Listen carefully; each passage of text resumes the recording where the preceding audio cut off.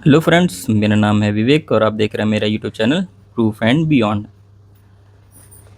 आज हम देखने वाले हैं एनसीईआरटी का चैप्टर 4 जो कि है द्विघात समीकरण क्वाड्रेटिक इक्वेशन की एक्सरसाइज 4.1 का क्वेश्चन 2।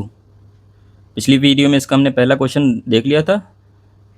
अब हम देख रहे हैं इसका क्वेश्चन 2 का फर्स्ट पार्ट। आइए देखते हैं। देखिए लिखा हुआ है निम्नलिखित स्थितियों को द्विघात समीकरणों के रूप में निरूपित कीजिए। हमको क्या करना है, स्थितियां जो दी गई हैं उसको द्विघात समीकरणों के रूप में बना करके देना है। पहला क्वेश्चन लिखा हुआ है एक आयताकार भूखंड का क्षेत्रफल 528 वर्ग मीटर है। क्षेत्र की लंबाई मीटरों में चौड़ाई के 2 गुने से 1 अधिक है। तो हमको क्या दिया गया है, लंबाई और चौड़ाई का एक रिलेशन दिया गया है, दोनों के बीच में एक संबंध दिया गया है।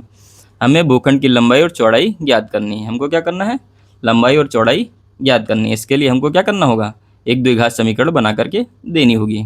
आइए देखते हैं क्या करना है हमको। जो देखिए हमको पता है क्षेत्र की लंबाई मीटरों में चौड़ाई के 2 गुने, किसके 2 गुने से है, चौड़ाई के 2 गुने से है। तो हमको क्या मानना पड़ेगा, एक चीज़ हमको माननी पड़ेगी, माना चौड़ाई। क्या करेंगे, चौड़ाई हमने मान ली क्या, x मीटर है। अब देखिए अगर इसकी लंबाई निकालनी है तो लंबाई के लिए देखिए लंबाई इन्होंने क्या बोली, क्षेत्र की लंबाई चौड़ाई के 2 गुने से 1 अधिक। देखिए चौड़ाई x थी, इसके 2 गुने से 1 अधिक कर दीजिए तो इसकी ये लंबाई हो जाएगी, ये भी क्या हो जाएगी, मीटर में। ठीक है। अब देखिए उन्होंने बोला है कि आयताकार भूखंड का क्षेत्रफल। तो देखिए आपको पता है कि आयत का क्षेत्रफल क्या होता है, आयताकार भूखंड का क्षेत्रफल। आपने पिछली क्लासेस में पढ़ा होगा कि आयत का क्षेत्रफल होता है क्या, लंबाई गुणा चौड़ाई। अब देखिए लंबाई आपको दी गई है 2x + 1 और चौड़ाई दी गई है x। ठीक है, दोनों को गुणा कर लेते हैं और इसका क्षेत्रफल पहले से ही दिया हुआ कितना, 528। तो क्षेत्रफल की जगह पर हम क्या रखेंगे, 528। ये देखिए इसको थोड़ा सा और सॉल्व कर लेते हैं। 528 इक्वल टू, इसको गुणा करेंगे ये हो जाएगा 2x², इसको गुणा करेंगे हो जाएगा x। अब देखिए इसको उधर भेज देंगे तो ये हो जाएगा 2x² प्लस का x माइनस का 528 इक्वल टू 0। ये देखिए आपका एक द्विघात समीकरण बन करके तैयार हो गया। तो इस क्वेश्चन में इसको सॉल्व नहीं करना है, इसमें जो दिया हुआ था कि इसका द्विघात समीकरण हमको बना करके एक देना है, द्विघात समीकरणों के रूप में निरूपित करना है। ये देखिए द्विघात समीकरण बन करके तैयार हो गया। तो ये हो गया पहला आंसर। इसका दूसरा क्वेश्चन दिया हुआ है दो क्रमागत धनात्मक पूर्णांकों का गुणनफल 306 है, हमें पूर्णांकों को ज्ञात करना है। ठीक है, आइए देखते हैं। अब देखिए दो क्रमागत धनात्मक पूर्णांक आपको दिए गए हैं। आपको पता है कि कोई भी नंबर होता है तो अगर क्रमागत आने वाला नंबर, जैसे मान लीजिए 12 दिया हुआ है, तो इसके बाद अगला नंबर जो होगा उसमें क्या होता है, 12 + 1। इसका मतलब इसका अगला नंबर उसी में जोड़ा है। इसी को तो जोड़ करके 13 लिखेंगे। तो 12 के बाद 13 आता है, 13 के बाद अगला निकालना होगा तो इसमें एक और जोड़ना होगा। तो हमको पहले मानना पड़ेगा क्या, माना दो क्रमागत धनात्मक पूर्णांक क्या हो जाएंगे, एक मान लीजिए x, इसको अगर x मान लेंगे तो अगला पूर्णांक अगर हमको निकालना है तो क्या हो जाएगा, x + 1। देखिए जो पता था उसमें एक और ऐड कर देंगे तो अगला वाला धनात्मक पूर्णांक निकल जाएगा। अब देखिए यहाँ पर हमको 2 ही मानने थे, इससे ज़्यादा अगर मानने होते तो क्या करते, एक और ऐड कर लेते, x + 2 हो जाता। उससे ज़्यादा चाहिए होता तो उसमें एक और ऐड करके आगे निकालते हुए चले जाते हैं। अब देखिए यहाँ लिखा हुआ दो क्रमागत धनात्मक पूर्णांकों का गुणनफल। अब देखिए प्रश्नानुसार हम लिख सकते हैं या ऐसे ही लिख लीजिए, दो क्रमागत धनात्मक पूर्णांकों का गुणनफल। जो दिया था वही लिख लिया, हमको कितना पता है, 306। अब आपने देखा यहाँ पर हमने पूर्णांक क्या माने हैं, एक x मानना है और दूसरा x + 1। दोनों को क्या कर देंगे, गुणा कर देंगे। किसके बराबर हो जाएगा, 306 के। अब इसको देखिए गुणा कर लीजिए, x को गुणा करेंगे x² प्लस x को 1 से करेंगे x इक्वल टू 306। इसको इधर ले आते हैं तो x² प्लस का x माइनस का 306 इक्वल टू 0। आपको एक द्विघात समीकरण के रूप में निरूपित करना था या द्विघात समीकरण बना के देनी थी। ये देखिए आपकी एक द्विघात समीकरण बन करके तैयार हो गई। इसको अभी सॉल्व आपको नहीं करना है। तो ये हो गया दूसरे क्वेश्चन का आंसर। इसका तीसरा क्वेश्चन दिया हुआ है कि रोहन की माँ उससे 26 वर्ष बड़ी है, उसकी आयु वर्षों में का गुणनफल अब से 3 वर्ष पश्चात 360 हो जाएगी। हमें रोहन की वर्तमान आयु ज्ञात करनी है। क्या करेंगे, जो हमको निकालना है उसको हम पहले मानेंगे। क्या करेंगे, माना रोहन की वर्तमान आयु इक्वल टू एक्स वर्ष। ठीक है, अब देखिए यहाँ पर हमको दिया गया रोहन की माँ उससे 26 वर्ष बड़ी है, तो माँ की आयु कितनी हो जाएगी, वर्तमान आयु। अगर रोहन एक्स वर्ष का है तो उसकी माँ कितनी हो जाएगी, उससे 26 साल बड़ी हो जाएगी। ठीक है, ये क्वेश्चन में ही दिया हुआ, रोहन की माँ उससे 26 वर्ष बड़ी है, तो अगर रोहन एक्स साल का है तो उससे 26 ज़्यादा होगी उसकी माँ।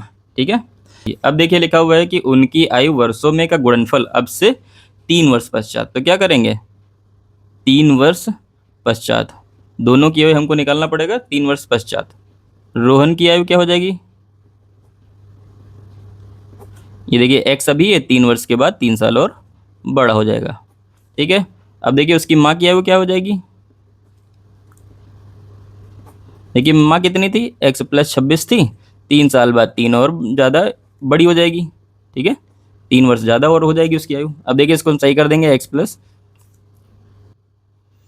26 प्लस 3 हो जाएगा 29 वर्ष, तो उसकी माँ हो जाएगी 3 साल के बाद एक्स प्लस 29 वर्ष की। अब देखिए उनका गुणनफल बोला गया है प्रश्नानुसार, गुणनफल क्या दिया हुआ है, 360 हो जाएगा। ठीक है, अब देखिए इसका गुणनफल निकाल लेते हैं, गुणनफल किसका, एक्स प्लस 3 वर्ष बाद रोहन का और उसके बाद एक्स प्लस 29 इक्वल टू हो जाएगा 360। ठीक है, इसको गुणा कर लीजिए, एक्स से गुणा करेंगे एक्स स्क्वायर हो जाएगा, एक्स को 29 से करेंगे हो जाएगा 29x, 3 को एक्स से करेंगे हो जाएगा 3x, प्लस का 3 से करेंगे 29 को इक्वल टू 360। थोड़ा सा इसको सही कर लेते हैं, एक्स स्क्वायर, देखिए इसको गुणा भी करेंगे और उसको इधर भी लाएंगे।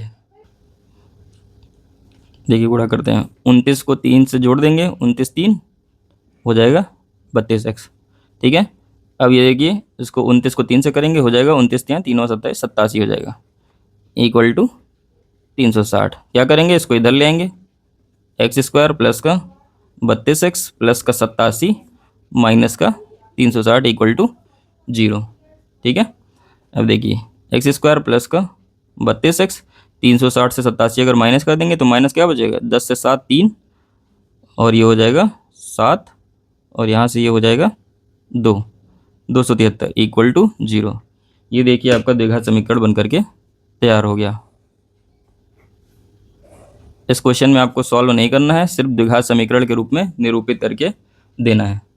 तो ये हो गया आपका तीसरा क्वेश्चन। इसका चौथा क्वेश्चन दिया हुआ है कि एक रेलगाड़ी 480 किलोमीटर की दूरी समान चाल से तय करती है, यदि इसकी चाल 8 किलोमीटर प्रति घंटा कम होती है तो वह उसी दूरी को तय करने में 3 घंटे अधिक लेती है। हमें रेलगाड़ी की चाल याद करनी है। आइए देखते हैं क्या करना है हमको, रेलगाड़ी की चाल याद करनी है। तो हम पहले मानेंगे, माना रेलगाड़ी की चाल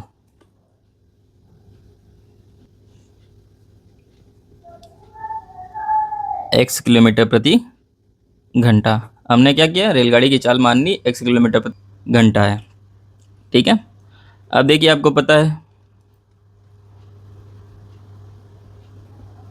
समय बराबर दूरी बटा चाल।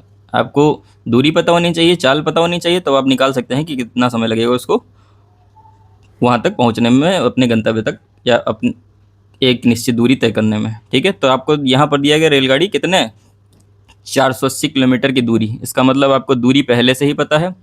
ठीक है, चाल आपने मान ली है। ठीक है, तो आप यहाँ लिखेंगे 480 किलोमीटर की दूरी तय करने में लगा समय इक्वल टू, अभी आपको पता है समय बराबर होता क्या है, दूरी बटा चाल। दूरी कितनी दी हुई है 480 किलोमीटर और चाल दिया हुआ है x की स्पीड से, तो ये आपको इतने घंटे आपको समय लगेगा। ठीक है, अब देखिए इसके बाद दिया हुआ है प्रश्नानुसार, क्या दिया हुआ है, प्रश्नानुसार लिया हुआ है कि यदि इसकी चाल 8 किलोमीटर प्रति घंटा कम होती, तो चाल इस बार क्या दी हुई है, चाल आपने मानी है x और चाल अगर कम होती है 8 किलोमीटर प्रति घंटा,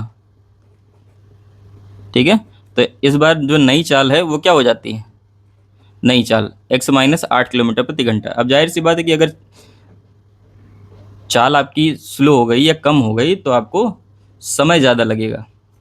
चाल बढ़ा के आप जाते हैं तो फिर समय आपको कम लगता है, ठीक है। तो अब देखिए यहाँ पर अब कितना समय लगेगा, 480 किलोमीटर दूरी तय करने में लगा समय इक्वल टू, इस बार वही दूरी जो 480 किलोमीटर पहले एक्स इतने टाइम में कम तय कर देते थे 480 अपॉन एक्स में, अब इस बार उसको समय कितना लगेगा, एक्स माइनस 8 ये घंटे, ठीक है। और यहाँ पर देखिए क्वेश्चन में दोनों में समय में अंतर क्या दिया हुआ है कि वही दूरी तय करने में 3 घंटे अधिक लेती है, कौन अधिक लेगा। अब देखिए इसमें चाल क्या हो गई है, उसकी चाल कम हो गई तो इसको ज़्यादा समय लगेगा पहले वाले की तुलना में, ठीक है। तो यहाँ पर लिखेंगे दोनों समय में अंतर, यह दोनों समय में अंतर। देखिए अंतर क्या दिया हुआ है, 3 घंटे का, 3 घंटे का, इसमें समय ज़्यादा लगेगा। देखिए क्या है, 480 अपॉन एक्स माइनस 8, ठीक है। और दूसरा था 480 अपॉन एक्स, दोनों के बीच में माइनस क्योंकि अंतर बताना है, और ये तो हो जाएगा 3। अब इन दोनों को थोड़ा और बेहतर तरीके से सॉल्व करके एक इक्वेशन बना देते हैं, क्योंकि हमको यहाँ पर एक द्विघात समीकरण बना के देनी है। यहाँ देखिए 480 अगर हम कॉमन कर दें तो क्या बचेगा, 1 अपॉन एक्स माइनस 8 और माइनस 1 अपॉन एक्स हो जाएगा। चाहे तो आप कॉमन करें या फिर ना करें, ये आप पर डिपेंड करता है। अब देखिए यहाँ से आप इसको काट भी सकते हैं, 3 एकम 3, 3 एकम 3, 3 छंग 18 और 0, ठीक है। काट देंगे, कैलकुलेशन आपकी आसान हो जाएगी। अब देखिए यहाँ पर आपको एलसीएम करना है, एलसीएम करेंगे, दोनों का एलसीएम आएगा एक्स माइनस 8, ये यहाँ पर जाएगा तो ये एक्स हो जाएगा, माइनस ये वहाँ पर जाएगा तो ये हो जाएगा एक्स माइनस 8, और ये इसके बाहर सबसे पहले ये 160 बचा हुआ है इक्वल टू 1 बचा हुआ। ये देखिए इसको अभी थोड़ा सा और सही कर लेंगे, फिर जाके आगे इसको हम द्विघात समीकरण बनाएंगे। देखिए 160, एक्स माइनस से ब्रैकेट ओपन कर देंगे, माइनस प्लस का 8 अपॉन इसको गुणा कर लेंगे, हो जाएगा एक्स स्क्वायर माइनस का 8x इक्वल टू 1, ठीक है। अब देखिए ये प्लस का और ये माइनस का दोनों कैंसिल हो जाएगा, इसको क्या करेंगे, इससे गुणा कर लेंगे। इधर देख लेते हैं, इधर लिख लेते हैं, ठीक है।